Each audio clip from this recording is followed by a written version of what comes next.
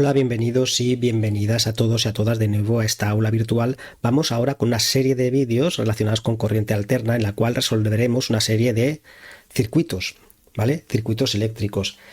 Vamos a empezar con un ejercicio en el cual tenemos una resistencia y una bobina conectados en serie a una fuente de tensión alterna de 220 volts y 50 Hz, ¿vale? De frecuencia. Entonces, en este ejercicio, en un primer apartado, nos piden que calculemos la impedancia total del circuito. Para calcular la impedancia total del circuito, pues calcularemos primero lo que es la reactancia inductiva de la bobina, que es uno de los elementos que tenemos conectados en serie. En este caso, la impedancia total pues estará influenciada tanto por la resistencia como por la reactancia inductiva de la bobina. Son los únicos dos elementos que tenemos en el circuito. Calculemos primero el valor de la reactancia inductiva, que es igual a L autoinducción por la frecuencia angular. La frecuencia angular es 2 por pi por la frecuencia de la corriente en el circuito, 50 Hz. Entonces tenemos que la autoinducción son 100 milihenrios, ¿no? O sea, 0,1 henrios. Entonces, 0,1 henrios multiplicado por 2 por pi por la frecuencia que son 50 Hz, ¿vale? Esto nos da un valor aproximadamente de 31,42 ohmios. Ahora que ya tenemos el valor de la reactancia inductiva de la bobina, podemos calcular la impedancia total. ¿Cómo? Pues a través del llamado triángulo de impedancias. Recordemos que en el triángulo de impedancias representábamos el valor de la resistencia en el eje horizontal y el valor de la reactancia inductiva, ¿vale?, en el eje vertical. ¿Por qué? Bueno, pues porque la tensión en los extremos de la bobina estaba desfasada con respecto a la intensidad 90 grados, mientras que la tensión en los extremos de la resistencia está en fase con la intensidad, ¿vale? Recordemos lo que era el triángulo de tensiones. Cuando representábamos el triángulo de tensiones, ¿vale?, la tensión en los extremos de la resistencia está en fase con la intensidad, mientras que la tensión en los extremos de la bobina estaba desfasada a 90 grados, ¿vale? Por lo tanto, si dividíamos estas dos expresiones, o sea, estos dos valores, la tensión en los extremos de la bobina y la tensión en los extremos de la resistencia, lo dividíamos entre la intensidad que circulaba, obteníamos el llamado triángulo de impedancias, ¿vale? Y a través del triángulo de impedancias, que era un triángulo semejante al de tensiones, pues podíamos calcular lo que era la impedancia total del circuito. La impedancia total del circuito será la suma vectorial de los valores de la resistencia y la reactancia inductiva. Esto nos dará la impedancia total del circuito. Tenemos que la resistencia son 100 ohmios y el valor de la reactancia inductiva es igual a, lo hemos calculado en el apartado anterior, 31,42 ohmios, ¿vale? Representado en forma vectorial, en realidad tendríamos que expresarlo como J, ¿vale?, el valor imaginario, es decir, una manera de representar los números complejos. Esta forma de representación nos ayuda a simplificar el análisis de circuitos en corriente alterna. Es decir, podemos simplificar estos cálculos a través de esta representación en fasores de lo que es la corriente alterna.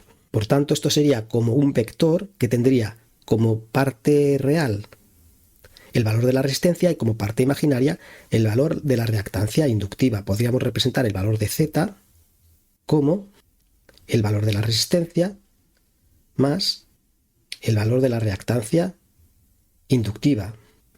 Por tanto, la impedancia total del circuito será 100 más 31,42 J ohmios. Si representamos en forma compleja, es decir, en forma de números complejos, el valor de la impedancia, en este caso tenemos que el valor de la reactancia inductiva está desfasada 90 grados con respecto al valor de la resistencia, ya que la tensión en la bobina está desfasada 90 grados con respecto a la tensión en los extremos de la resistencia. Por tanto, el valor de la reactancia inductiva estará sobre el eje imaginario y el valor de la resistencia sobre el eje real. Y representamos el valor de Z como parte real, el valor de la resistencia, ¿vale?, más la parte imaginaria, el valor de la reactancia inductiva.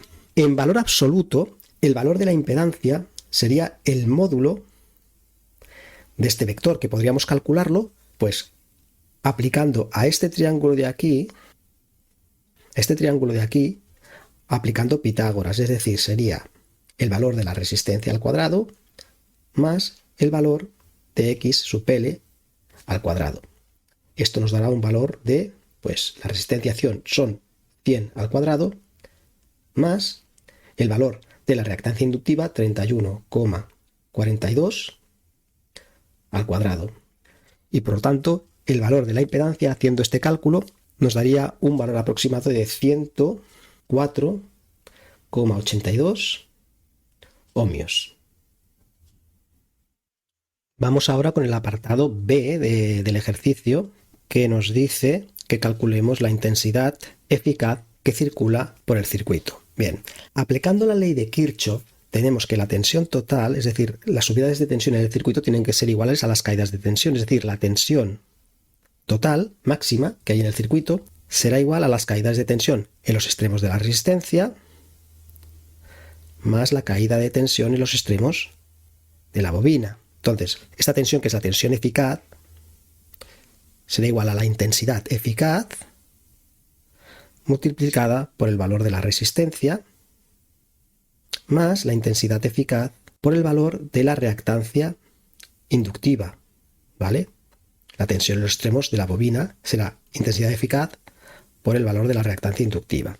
Vemos a través del triángulo de tensiones que la tensión en los extremos de la resistencia está en fase con la intensidad, mientras que la tensión en los extremos de la bobina está desplazada 90 grados con respecto de la intensidad, está adelantada 90 grados con respecto a la intensidad. Si hacemos la suma vectorial de la tensión en los extremos de la resistencia y de la tensión en los extremos de la bobina, obtenemos la tensión total en el circuito, es decir, la FEM, ¿vale?, que es la tensión total en el circuito. Por tanto, podemos determinar el valor de la tensión total en módulo, pues aplicando igualmente Pitágoras en este triángulo de tensiones, que sería igual a la raíz de I por R al cuadrado, que es la tensión en los extremos de la resistencia, más I por la reactancia inductiva en los extremos de la bobina elevada al cuadrado. De aquí podemos sacar factor común I al cuadrado y sacar esta I al cuadrado fuera de la raíz como I. Y nos quedaría I por R al cuadrado más X sub L al cuadrado. Y esto no es más que la impedancia total que determinamos en el apartado anterior. Por tanto, esto sería igual a I por Z en módulo. Entonces tenemos que la intensidad eficaz en el circuito será la FEM partido por la impedancia total del circuito, ¿vale? Aislando de aquí, de esta última fórmula, ¿vale?, el valor de la intensidad. Es decir, la tensión total son 220 volts entre la impedancia total del circuito, que la calculamos en el apartado anterior, en el apartado A, que es de 104,82 ohms.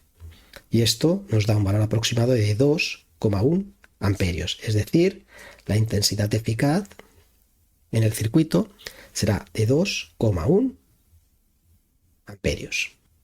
Bien, en el tercer apartado nos piden que calculemos lo que es el ángulo de desfase entre la corriente y la tensión, ¿vale? Entre la corriente total y la tensión. Recordemos que para hallar el desfase entre tensión e intensidad lo podemos hacer a través del triángulo de tensiones, ¿vale? Pero también a través del triángulo de impedancias. Ambos nos llevan al mismo resultado porque están basados en las mismas relaciones fundamentales entre las magnitudes del circuito. En ambos, el ángulo de desfase entre la tensión total y la corriente es el mismo y se calcula de la misma manera. Es decir, podríamos hacerlo a través del triángulo de tensiones o a través del triángulo de impedancias. En nuestro caso, como ya tenemos los valores tanto de la resistencia como de la impedancia total del circuito, que era de 104,82 ohms, pues podemos utilizar el triángulo de impedancias para determinar pues lo que es el ángulo de desfase entre corriente y tensión. Es decir, a través del triángulo de impedancias teníamos aquí que X sub L, reactancia inductiva, y aquí en el eje horizontal el valor de la resistencia, y eso nos daba, sumando vectorialmente, el valor de Z. Y lo que nos piden es este ángulo de desfase, que sería el ángulo de desfase entre corriente y tensión, sería el mismo ángulo de desfase que existiría entre el valor de la impedancia y la resistencia. Por tanto, podemos determinar el ángulo de desfase como tangente de alfa igual a que en este triángulo que tenemos aquí sería cateto opuesto al ángulo, que sería X sub L, reactancia inductiva, en módulo dividido entre el valor de la resistencia. Por tanto, tendremos que tangente de alfa sería igual a ¿qué? A 31,42 dividido entre 100. Pues alfa sería igual a la arcotangente o inversa de la tangente de 31,42 partido por 100. Esto nos da un ángulo de aproximadamente, haciendo el cálculo con la calculadora, obtenemos un valor de 17,44 grados. Es decir, que la corriente está atrasada respecto a la tensión un ángulo de aproximadamente 17,44 grados. Y por último nos piden que calculemos la caída de tensión eficaz en cada componente. Pues sabemos que la tensión en los extremos de la bobina es la intensidad eficaz por la reactancia inductiva, es decir, 2,1 amperios de intensidad eficaz multiplicado por el valor de la reactancia inductiva, que es de 31,42 ohms. ¿Vale? Este valor, acordaros que lo obtuvimos en el apartado A para determinar el valor de la impedancia total. Multiplicando obtenemos un valor aproximadamente de 62,98 volts. ¿Vale? Y la caída de tensión en los extremos de la resistencia pues será I por R. I por R. ¿Vale? La intensidad eficaz por el valor de la resistencia.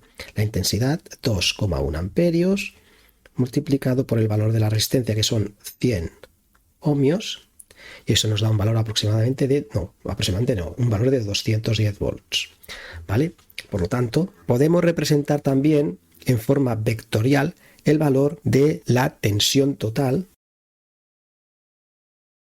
que será el valor de la tensión en los extremos de la bobina más el valor de la tensión en los extremos de la resistencia. En el triángulo de tensiones, como dijimos antes, la tensión en los extremos de la resistencia está en fase con la intensidad, mientras que en los extremos de la bobina está adelantada a 90 grados con respecto a la intensidad. Por lo tanto, esta suma vectorial nos dará la tensión total, y podemos representarlo de la siguiente manera en forma imaginaria, en forma de números imaginarios. Es decir, la tensión será tensión en los extremos de la resistencia, que es 210, más 62,98 y, o sea, parte imaginaria, porque la tensión en los extremos de la bobina está adelantada a 90 grados, la representamos sobre el eje imaginario y nos quedaría de la siguiente manera. Si calculáramos el módulo de la tensión a través de este triángulo de tensiones, veríamos que esto nos da aproximadamente los 220 voltios, si hemos hecho los cálculos bien, de la tensión total en el circuito. Bueno, pues hasta un próximo vídeo, un saludo a todos y nos vemos.